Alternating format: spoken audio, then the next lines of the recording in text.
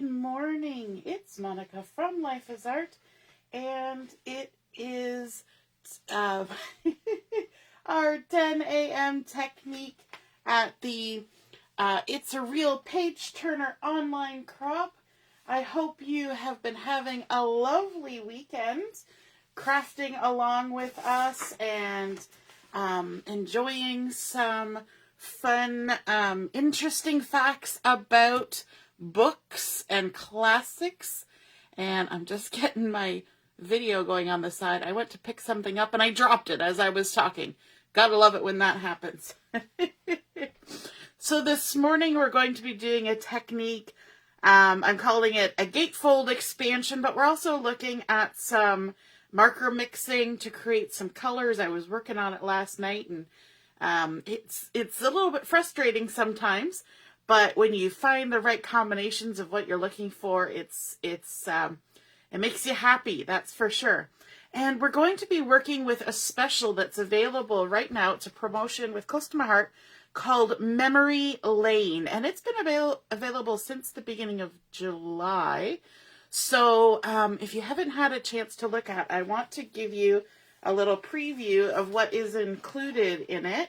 And so there's this lovely sticker sheet, and you can see from this that it has some beautiful colors on there.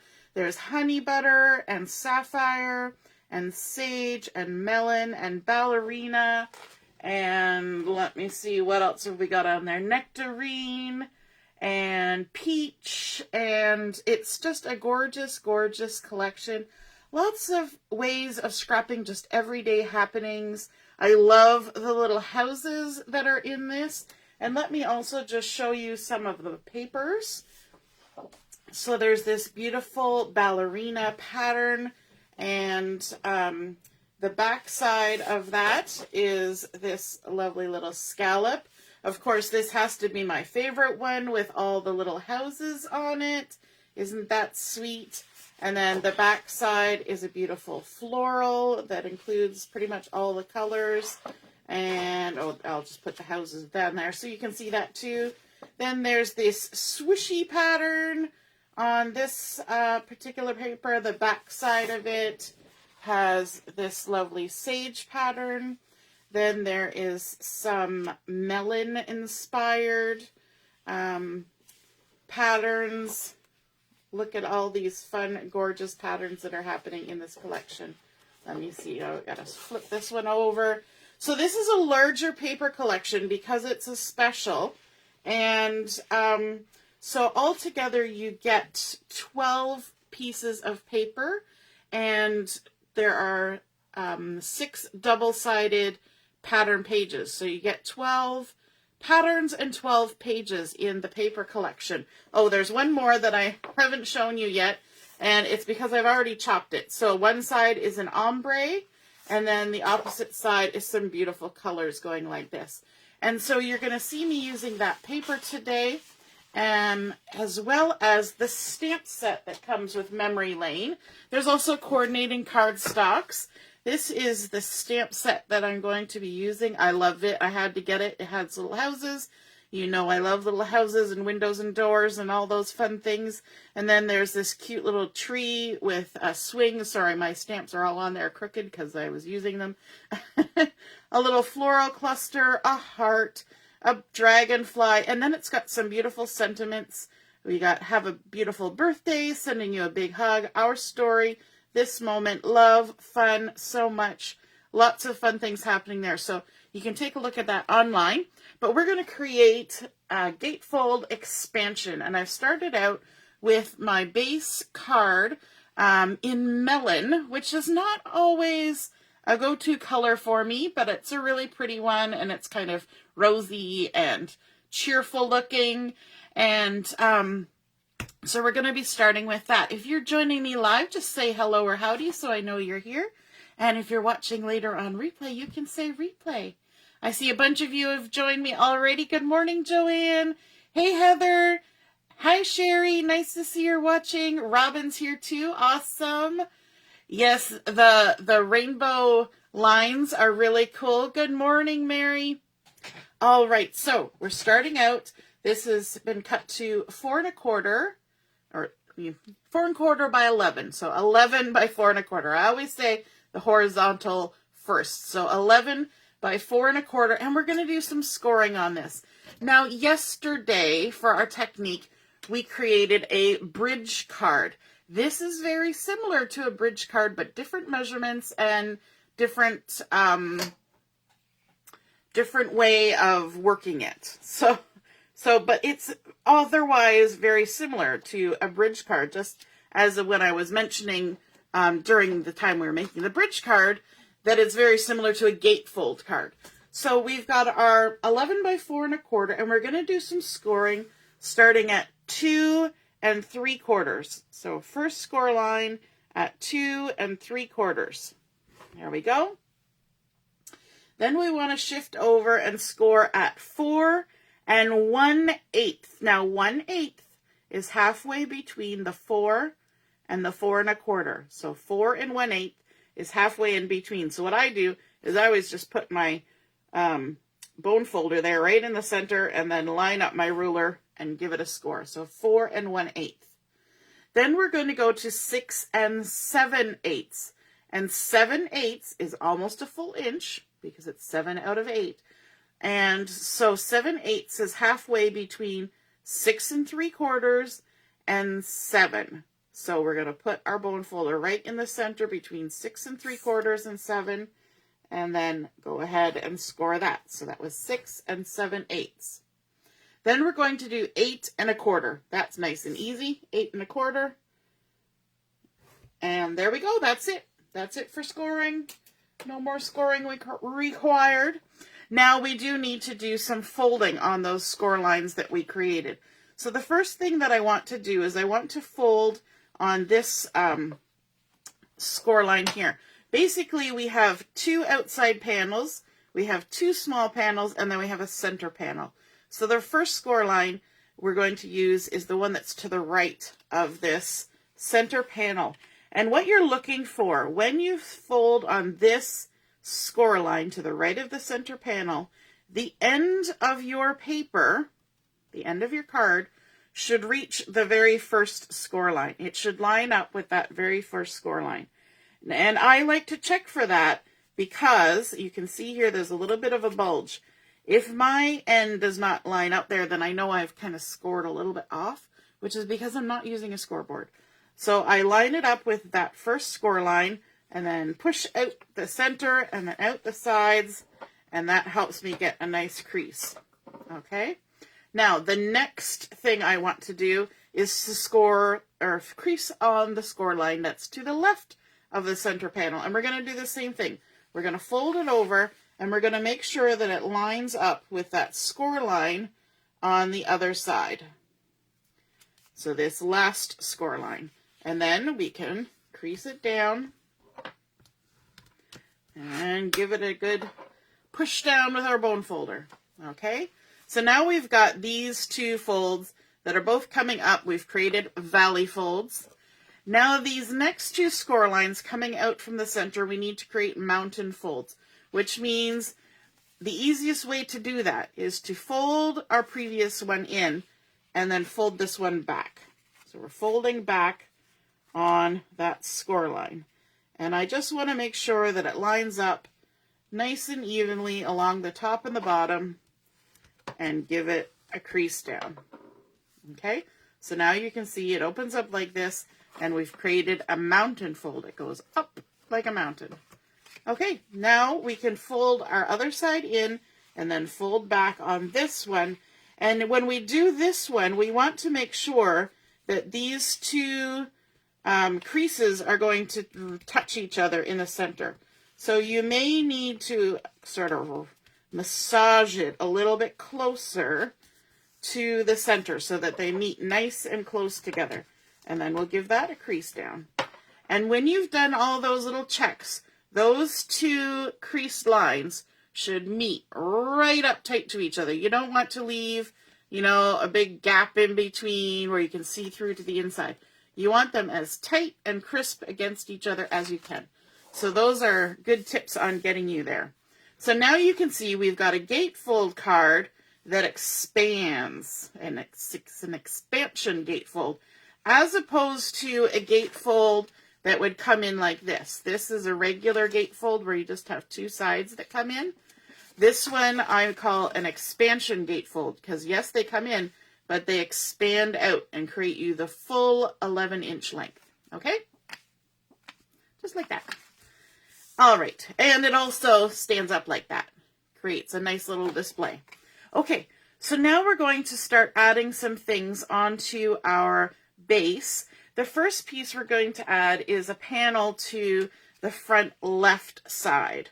And when we add this on, we're going to be adding it so that the front left and the front right panels meet in the center, right on that crease. So we've only left an edge around the outside perimeter of the entire front of the card. Okay? So we need to remember that those are going to be right up tight together in the center. And these two pieces are 2 6/8 by 4 inches. 2 6/8. Okay? And because I was using a piece of that ombre pattern paper, you can see the stripes on the other side, I cut a whole row of 4 inches, and then I cut all my sizes off of that so that I had the same gradient of color. And I kind of chose this one because I wanted it to look like a sky, you know, kind of a sky coming down to the ground. So that's the idea of why I used that. Okay, so for this very first panel, I actually want to do some stamping on there. And the best thing is to do that before I put it on my card. Although last night I was just stamping right on my card. Taking my chances. So I'm going to use the sentiment from the Memory Lane stamp set that says, sending you a big hug. And I'm going to stamp it in Sapphire, which is one of the coordinating colors for this collection. And I really like stamping in Sapphire because it's a nice bold color, and my ink pad always seems to be nice and juicy. So I get a good amount of color when I stamp. I have already seasoned this stamp up, and so now I can just ink it. Make sure I don't have too much ink everywhere, because I did just get some ink on there.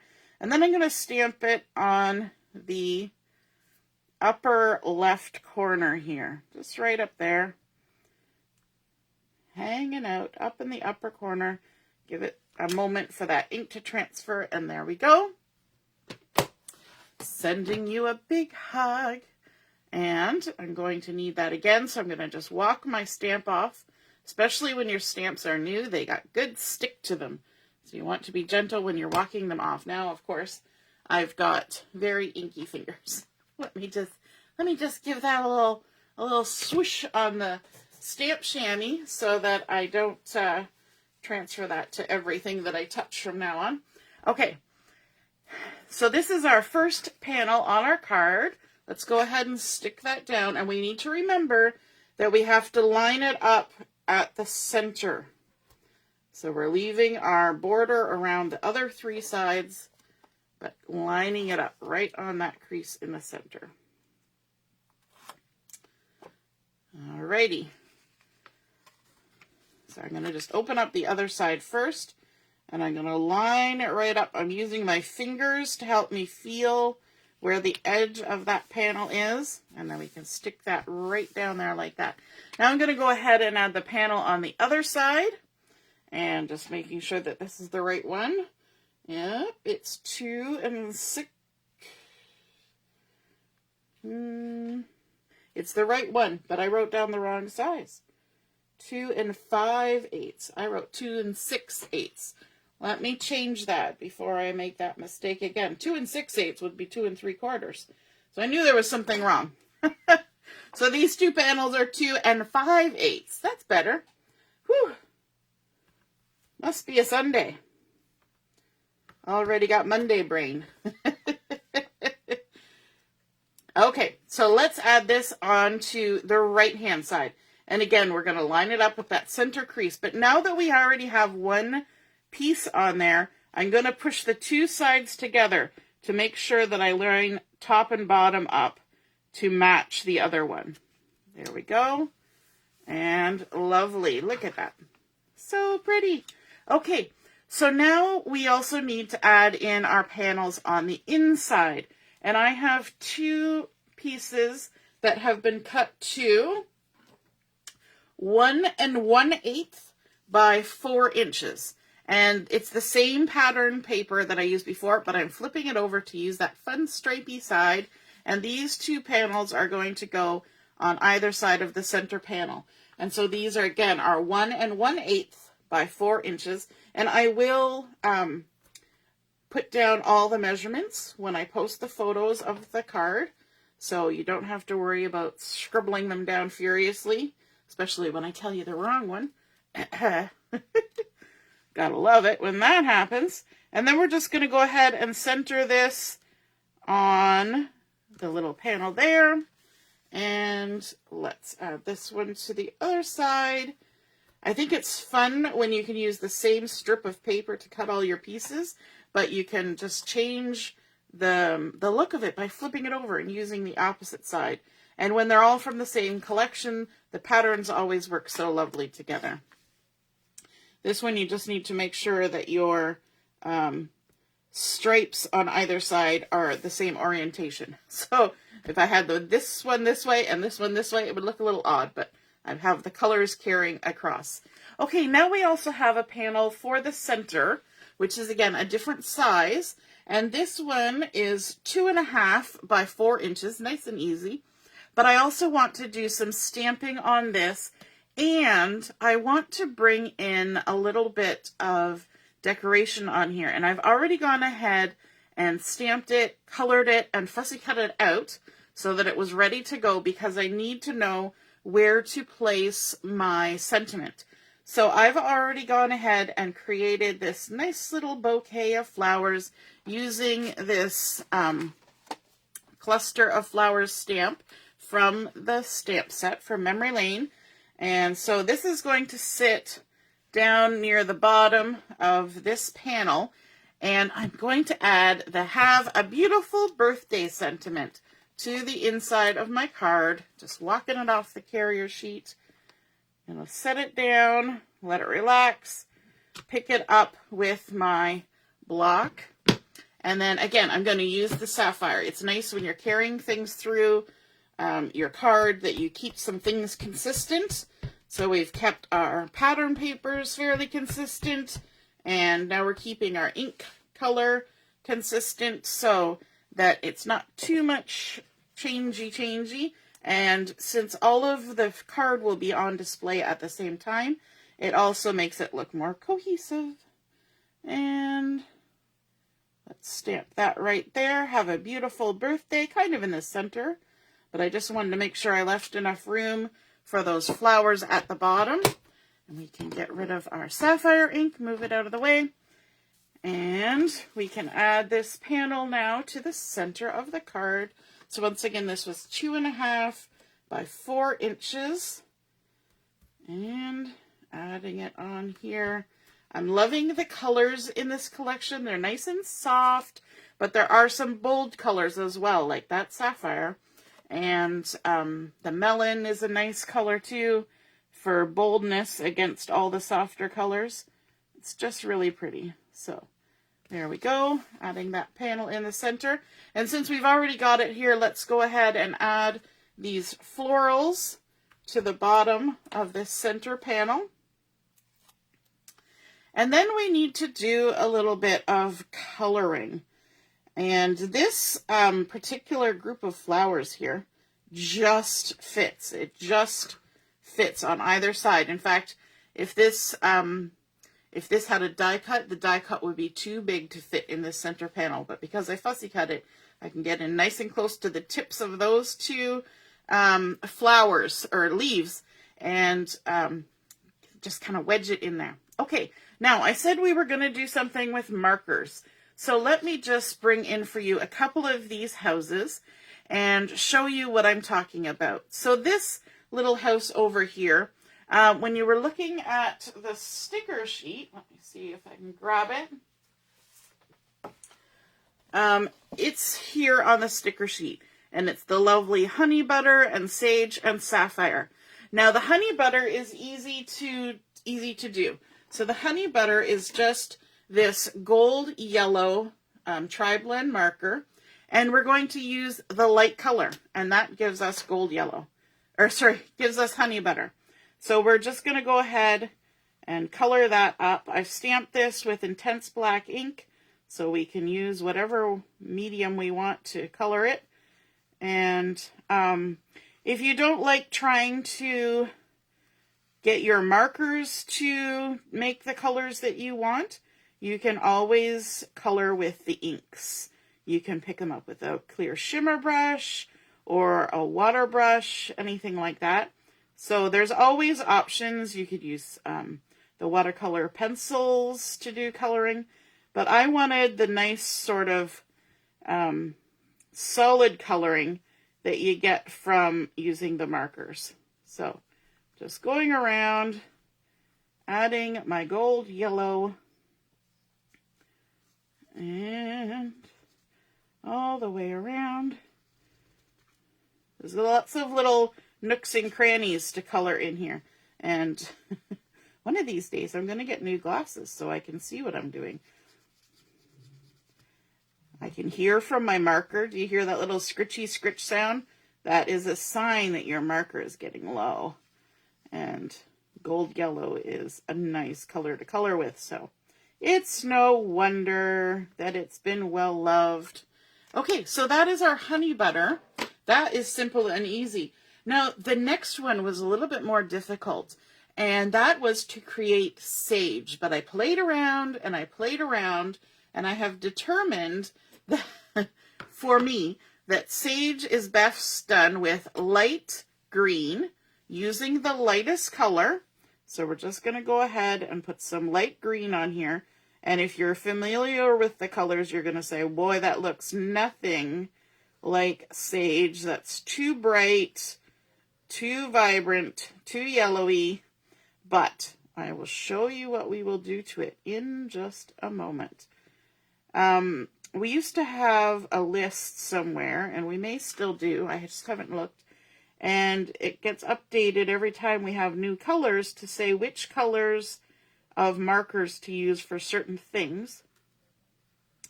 But I couldn't find it, and I didn't spend a lot of time looking for it, to be honest.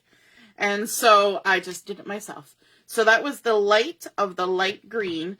And then I'm going to color on top with brown gray, which seems odd, brown gray, and I'm going to use the lightest of the brown gray, and I'm going to go ahead and color right on top of all of these, going around all the little windows. Aren't those so cute? I love the little fan shape on top of these. It's very kind of a classic look, having that fan over the window, and around the little round window up at the top, the little attic window, and also the door, like this. But we're not going to stop there. That looks close, but it's not close enough. So what we're going to do is we're going to start again, and we're going to use the exact same to add a second layer. And you will see, maybe, how much it changes when you add a second layer. It just dulls that green down just that ever so much more. It's a little bit darker than the sage would normally be in terms of color intensity, but it's pretty close to the color of sage in terms of color rather than intensity. And so let me just lift it up where I've got half the door colored there. So you can see the difference where it's grayed that color down even more. As it dries, it looks a little less, but I tried it and I let it sit for half an hour. I tried it with one coat, and then I tried it with 2 coats, and the 2 coats was definitely the way to go. Now, for the roof on these is sapphire, and we do not have a sapphire marker. But blues have a tendency to have a little bit of purple color in them. So what I have come up with is by using my purple marker and using the very dark purple, I am going to color a layer of dark purple on here. I'm just going to go around a little scallopies like that. So, of course, it's not looking like blue yet because this is dark purple.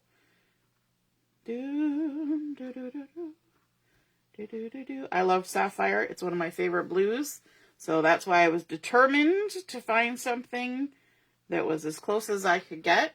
So that is the dark of the purple. And then I'm going to take my blue turquoise shades and I'm going to use the very dark. And of course you think turquoise, oh my goodness, that's nothing like Sapphire. And I'm going to color over top of the purple. And it's kind of like the red in the purple counteracts the tealiness of the what is it called? The blue turquoise shades. And it gets you pretty close to Sapphire. Close enough for me. So it's interesting how you can just put one color right on top of the other. Now, as I was talking with the ladies last night on Chat and Craft, there are some colors that just from their chemical makeup, if you put them together, they almost go granular and they go like a weird texture almost when those two chemical formulations hit each other. So some of the markers do not blend well with each other. And, but those two do. Yay! Good morning, Carol. Yes, I love the houses too, Robin. They're awesome. Okay, and then for this other little one, we're going to go a little bit simpler. And let me bring in the example. We have this little guy here that's kind of done in sort of the pink and melony look with the Sapphire. And so for that, it's nice and easy. We're going to use the coral blend, and we're going to start with the light of the coral. And we're just going to color the main part of the house. Coral is a really nice color, and it seems to work well. It kind of works as a peach replacement. It works as a melon replacement, sometimes as a pink replacement, and it just seems to work wherever you put it. So I end up using it a lot. In fact, I now have 2 or 3 coral markers because I've used some of the shades a little more than others, and they needed to be replaced. All right, now we're going to go down here and color in this area, down there. And then in this littler section here, the little front porch, we're going to go to the mid coral and color that in just for some variety. Sometimes you got to go over these scallops a little bit. Go around the door, fill it in. If you move quickly enough with your markers, then you don't end up with the weird streaky business. Nobody likes the weird streaky business when they're trying to color. I don't know about you, but it kind of annoys me when you go to color and then, you know, you're going over a section and you get weird streakiness. Not my cup of tea. Okay, and then we're going to switch to the dark to do our little accents. Go around there. I'm going to turn this. I always work with the way my hand's going to work. And go around the windows. Now the trick with alcohol markers too is that you don't want to go necessarily right to the very edge of your stamped image where the line is, because if you go right to the very edge, it can sometimes just keep bleeding past your inked edge. So you want to try and maintain that line. Now we're going to do the roof the same technique. We're coming in with the darkest color of purple on here. Do the little scallops like so. I always like to turn it to do the straight line, and then I can see where the tip is going. And then we'll go down this side. Does anybody else try this? Trying to figure out ways to blend your your colors and things to get the one that you want? Or am I the only crazy person? Hey, Kimberly, good morning. Good morning, Jill. And then we're going to, oops, wrong house. We're going to come in with our, what was it again? Our blue turquoise shades and go right over top of that dark purple and make ourselves some sapphire. I'm so happy about this. I don't know. I get excited about things like this sometimes. It's like, aha, I solved the mystery. How to make the color I want when the color I want doesn't exist. And then we'll do the top row, and then we can fussy cut them out. Last night I was also saying, yeah, I get the reward of fussy cutting now that I've done the coloring. And most people thought I was a nut bar, but that's okay. We all have our rewards. For me, fussy cutting or chocolate. Chocolate's also a good reward. All the way down. And one more. Just like this. I like these little scallops. It makes me think, you know, the older houses that have the gingerbread woodworking on them. It's so pretty. There we go. And then coming in with the blue turquoise shades, the darkest color. And I will actually post these combinations that I did to create the sage and the sapphire so that you can see those. And also what colors I use in place of other colors. I'll post the list so that you don't have to try and remember in case you want to do it yourself. And do some color mixing with the markers. All right, almost done. I think I just created a new scallop on that one. My eyes have gone blurry, blurry, blurry, blurry. Do you ever get that when you focus on something too hard and your eyes just start going blurry? There we go. All the way up to the peak. Okay, now we can fussy cut. Now these are not hard things to fussy cut because they're basically boxes. So we just start in one spot, work our way around. And I do believe there is one other item I need to color before we finish embellishing our card, our gatefold expansion card. And there we go, around the corners. Ta-da! And our last little house. There we go. Yes, I have a cluster of flowers here that is going to go on the right panel of the front of our card. And I need to just color the leaves and the stems and one other little bit. I can see I missed a tiny little dot of purple there on the end of my house roof. But that's okay. It's just making it more colorful. So on this little cluster of flowers, I've already colored in the flowers, and now I just need to do the leaves. So I'm going to come in with the light of the light green again, and just quickly color these leaves in, and create that sage look. One of my favorite green colors from these markers is the dull green. I'm going to do these little stems here. The nice thing about these little images is that they're pretty small. It doesn't take a terribly long time to color them in. And I also, you will notice, have not been doing any shading or anything like that. I think they look just fine the way they are because they're so small.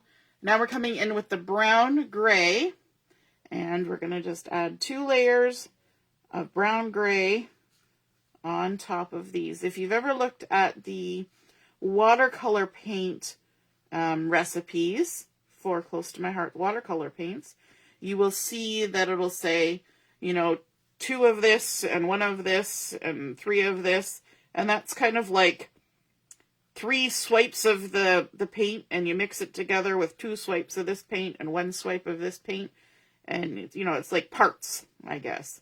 And that's kind of what we're doing with this marker here. We're doing our first part we're doing like a 2-to-1 ratio of the light green to the brown gray.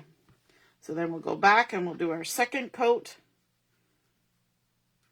with the brown gray, and it just dulls down that green so it gets that nice sagey look. There we go. Do this one. Do do. Do do do do. I know you're watching me turn, but that works best for coloring. There we go. And I also forgot to do just the outside of these little flowers, and that's in coral. And I think it's the mid color of the coral that I was using for that. This center of both of these flowers was done in the light coral. Then the next section out was the mid coral. And the outside of this one was the light. And then this one was the gold yellow for that honey butter. Oops. It would help if I colored both of the flowers. Look at that. Just getting so excited to put my card together, I forgot to color this one little flower. Okay, now let's finish our assembly, and then we'll be all done bringing in our card base. And on the front of our card, we're going to add this cute little tree. And I've gone ahead and I've colored it, creating the sage color as well as the sapphire color. I even did the tire with the sapphire. Basically just following what was on the sticker sheet. That's exactly the coloration that was on the sticker sheet. And we're going to go ahead and add this little tire swing tree here. But once I get it on there, you're actually not going to see the tire swing. We're going to cover it up because we have limited space. I'm going to come in with this little house here, and I'm going to add some foam tape to the back. You can see that purple coming through on the back because that was the first layer we did. So adding some foam tape just to pop them up. I wouldn't put any foam tape on the inside of the card because it won't fold down properly, but you can certainly add some to the front of the card. And so there we go. We're going to just line them up there like that. Then we're going to take this little guy, add some foam tape to him too. I don't know why everything's hymns. To it. It's a house. It's not a hymn. Well, it could be. Some people name their things. They name their cars. They name their guitars. Why not their house, right? It could be a hymn. Now for this one, I want to bring my two sides together because I want my houses to look nice when the card is folded down. And so these guys are neighbors. So they're nice and side by side by each. And we'll just pop that on there like that.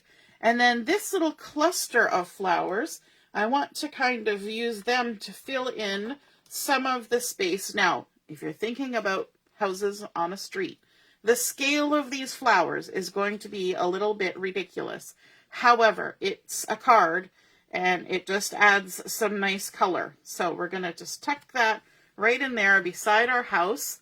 And then I want to bring in some little decorations in the form of some of these little stitched hearts. And I have gone ahead and I have colored them.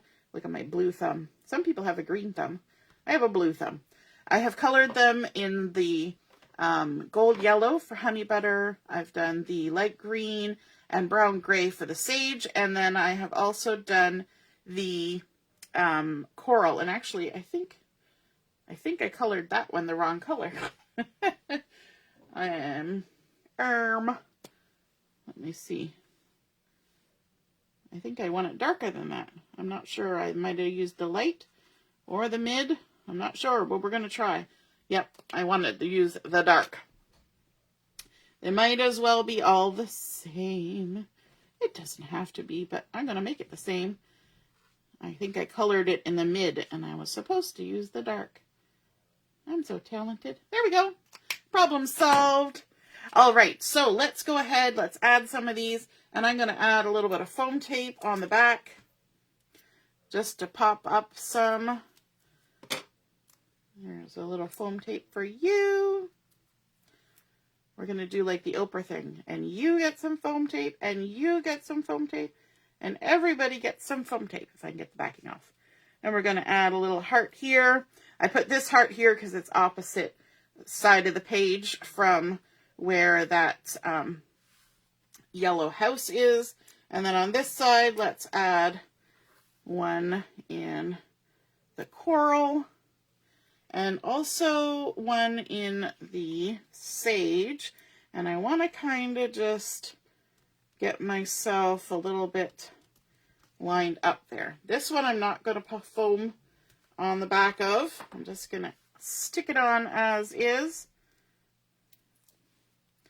And I'm going to open up my card, and I'm actually going to kind of lay it as flat as I can, because what I want to do is I'm sending you a big hug, and I thought that it would be really, really cute if we use these little hearts to make it look like a hug is just popping from one house all the way across to another house. I thought that would make a cute little heart trail all the way across. So now I know where to put my little sage heart there. And then we can go ahead and stick these guys down. Just like that. And I think that's fun when you've got something that's kind of doing an expansion like this. This helps tie everything together, make it look really cute and really fun. I could be using liquid glue for this. Good morning, Kimberly. I'm not sure if I said good morning, but I see your hello there. There we go. We got some liquid glue. That might be a little easier than trying to get the tear tape on there. And we'll pop these on. I think they're so cute, and they make such a nice little embellishment. And, you know, just cute. I'm just going to keep saying the word cute over and over again. So cute. A little sharing a little love all the way across, because sometimes the people that we give these cards to are nice and close. They're right side by side. We see each other all the time. But then again, sometimes we send cards because we're much farther apart and we need to just send some love through the mail, a little bit of happy mail. So there we go. We've created our gatefold expansion card that expands open and creates this fun little scene. We started with our Melon card base, adding on that ombre paper from the Memory Lane collection, then stamping up all of the fun stamps, the houses, the trees, the flowers, and the hearts, and adding on our sentiments with our Sapphire ink. Then, of course, we did our marker magic, mixing the colors to create the colors that we wanted. And I think that is so fun. And it really expands the number of colors that you have. Even if you have a limited number of markers, you can have extra colors just by mixing them up. So play with your markers, have fun, and I hope you enjoyed seeing this gatefold expansion card come together. And we will see you again soon. We're doing Chat and Craft today at noon. We'll see you then. Toodaloo. Bye.